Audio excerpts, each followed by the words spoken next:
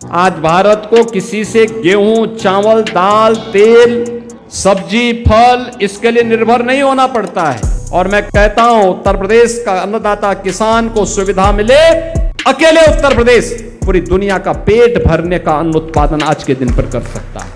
क्या कोई एक अकेला राज्य पूरी दुनिया का पेट भर सकता है? उत्तर प्रदेश के मुख्यमंत्री योगी आदित्यनाथ ने महाराजगंज में एक ऐसा दावा किया है जिसने सोशल मीडिया पर लोगों को सोचने पर मजबूर कर दिया है।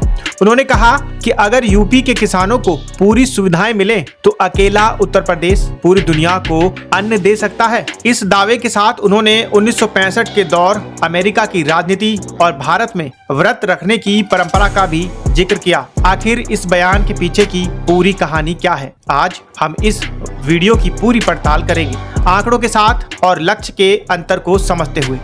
वीडियो को अंत तक जरूर देखिएगा क्योंकि सच आपको हैरान कर देगा। याद करिए 1965 में भारत के एक प्रधानमंत्री से लाल बहादुर शास्त्री जी ने देशवासियों का आह्वान किया था कि अमेरिका ने गेहूं बंद कर दिया था भारत का, और तत्कालीन प्रधानमंत्री ने देशवासियों का आह्वान किया था।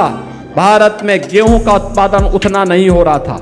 उन्होंने कहा था एक समय व्रत रखो, और भारत के लोगों ने व्रत रखा था। एक समय व्रत रखा था। हर परिवार में सप्ताह में एक दिन व्रत रखता था परिवार। और मैं देखता हूं ये व्रत रखने की परंपरा तब से जो चली, भारत के आरोग्यता का कारण भी बनी। भारत आज खाद्यान्न उत्पादन में आत्मनिर्भर है। आज भारत को किसी से गेहूं, चावल, दाल, तेल, सब्जी, फल इसके लिए निर्भर नहीं होना पड़ता है। और मैं कहता हूं उत्तर प्रदेश का अन्नदाता किसान को सुविधा मिले। अकेले उत्तर प्रदेश पूरी दुनिया का पेट भरने का अन्न उत्पादन आज के दिन पर कर सकता है। ये ताकत है हमारी, और उसी ताकत के लिए हम सबको तैयार होना होगा। आने वाली चुनौतियां हम सबके सामने आएंगी, और चुनौती मनुष्य के सामने ही आती है। हमें उससे भागना नहीं है, उसमें हताश और निराश भी नहीं होना है, उसका मुकाबला करना है। उसके लिए अपने आप को मानसिक रूप से तैयार करना है। तो ये थी वो पूरी क्लिप। इस बयान में सीएम योगी ने मुख्य रूप से उत्तर प्रदेश की कृषि क्षमता और हमारे किसानों की ताकत पर भरोसा जताया है। उन्होंने याद दिलाया कि कैसे 1965 के संकट में जब अमेरिका ने गेहूं की सप्लाई पर राजनीति की थी, तब तत्कालीन प्रधानमंत्री लाल बहादुर शास्त्री जी ने देश से व्रत रखने की अपील की थी। लेकिन यहाँ दो बड़े सवाल उठते हैं। पहला, व्रत रखने की इस परंपरा का पूरा सच क्या है, और दूसरा, क्या आंकड़े वाकई इस दावे का समर्थन करते हैं? चलिए इसे गहराई से समझते हैं। सबसे पहले बात करते हैं व्रत की। जैसा कि हम सब जानते हैं, भारत में व्रत या उपवास रखने की परंपरा सदियों पुरानी है। ये हमारी संस्कृति, धर्म और सेहत से जुड़ी है।